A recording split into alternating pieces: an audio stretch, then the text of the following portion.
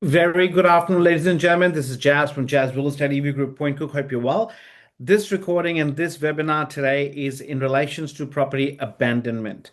Now, I will be discussing a few points about if you feel that your property has been abandoned, what are the tests that VCATs will normally or the magistrate court would normally look at, and what are the tests that you need to pass in case if you go ahead and remove the furniture and deem the property abandoned.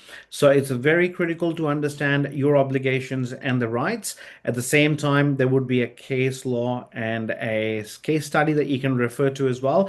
Coincidentally, that case study is actually from Tarneed back in 2019, if I remember it correctly. A property that was managed by another real estate company, which is not known as per the case law. And also, with regards to the property that was sold by a seller to a purchaser who then became a landlord slash rental provider, and the owner became a tenant with a rent paid upfront. So that's where things got tricky. So let's start with abandonment. Now, with regards to abandonment, there are some signs that you could potentially get. In a case where you feel that you have been trying to reach out to the tenants have not been paying rent, you issue a notice of entry, for an example, you go and visit the property, there's no utilities, there's stuff lying outside, there's letters in the mail, and then there's no power.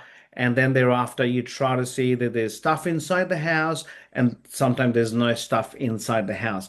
And some of the signs would be very clear that the tenant or renters have apparently or allegedly abandoned the property. Now, at the same time, if there is a fixed term lease in place, you still cannot justify without clearing the full test because you have to be able to document each and everything, how many times you visited the property, photographic evidence.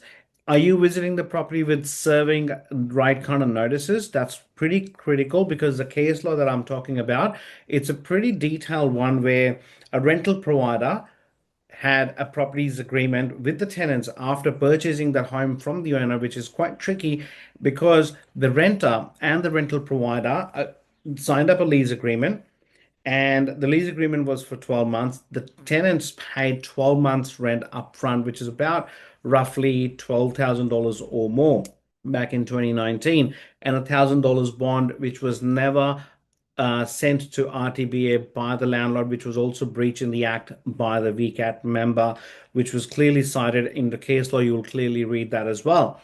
And a couple of months before, somewhere around in May, before the lease agreement was expiring, the rental provider was sending messages to the tenant about vacating the property on 28th of June, which was the last day of the lease, and also the agent. So they had a real estate agent as well. There were text messages, there were letters sent out to the tenants as well. However, none of those letters was received by the tenants, and the tenant did not respond to the text messages and or phone calls as well. To which the rental provider turns up at the property itself and then finds there's no one else there at the house. And they went there a few times. They saw the mails that they sent apparently were in the mailbox. However, the member ruled out that if the tenant was not in the property does not mean that they've abandoned the house. The tenant did agree that they signed up another property and they did move into the other house, but they were slowly moving their stuff. So they were well within their rights to do that. The property may have also not been in a great condition, which was also said by the rental provider that they were seeking compensation for not keeping the property with good repair and was not maintained, and there were some issues. They were claiming about $22,000 worth of compensation on that side as well, which was actually then by the member was actually withdrawn and then discarded because the rental provider entered the property without serving notices. The rental provider took the mails out of the mailbox and then have had expected the tenant has left. Now the renter has said that they were visiting the property on and off, and the rental provider was actually told by the member that if you had left the letters there and not picked up the letters and removed the letters from the letterbox, that there may have been a chance where the tenant would have received the letters. Given that they have removed the letters from the site, then the renter had no option and opportunity to have those letters. Though they also mention it's not ideal on the tenant's part for not responding to the text messages as well.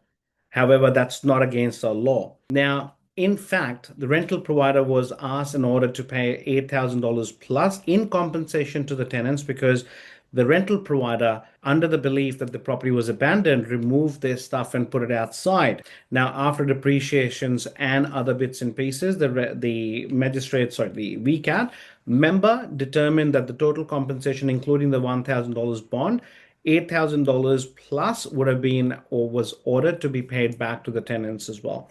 Now, the interesting part here is that there was everything that the rental provider was trying to claim was discarded, and the case became the a case law, and it is a landmark outcome.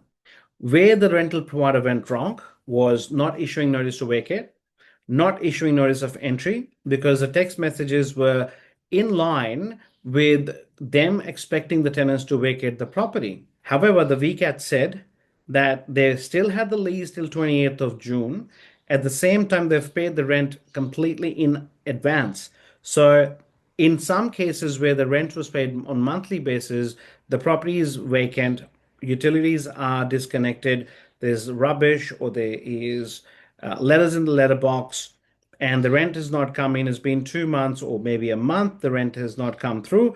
That these are the points where you can actually feel that there's reasonable grounds for the property to be abandoned. However, you need to apply to VCAT. If you are interstate rental provider, then you need to apply at magistrates court as well under the act to be able to get the orders from the VCAT or from the tribunal or from the court as well to be able to seek and take possession of your property.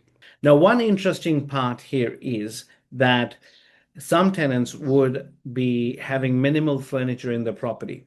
So it's a very, very sensitive matter where even if you feel that, yes, you're satisfied that the tenant has vacated or abandoned the property, and it could potentially be a case where how long the rent has been behind. If the tenant comes back and applies with VCAT for compensation that you have removed the items and you have not applied with VCAT for the order, you could be up for claims and compensation as well. So it is critical that you follow the process, follow all the legislations, ensuring that everything is done in line with the act and the procedures that needs to be followed. Now, if there's any compensation that needs to be made, I believe you would need to apply separately for a claim of your bond compensation or compensation in general as well. So it's so critical that you really understand how abandonments happen, how abandonments of a property or rental premises are managed, handled, executed thereafter. So please do not get yourself into trouble like this rental provider who has actually now done damages to themselves. It's been obviously a few years now, but there's been a lot of other cases as well under the Act where you could see the case laws and case studies where the rental providers were actually held liable. Now, a very good chance the tenant may have abandoned the property. However, the lease was not ended.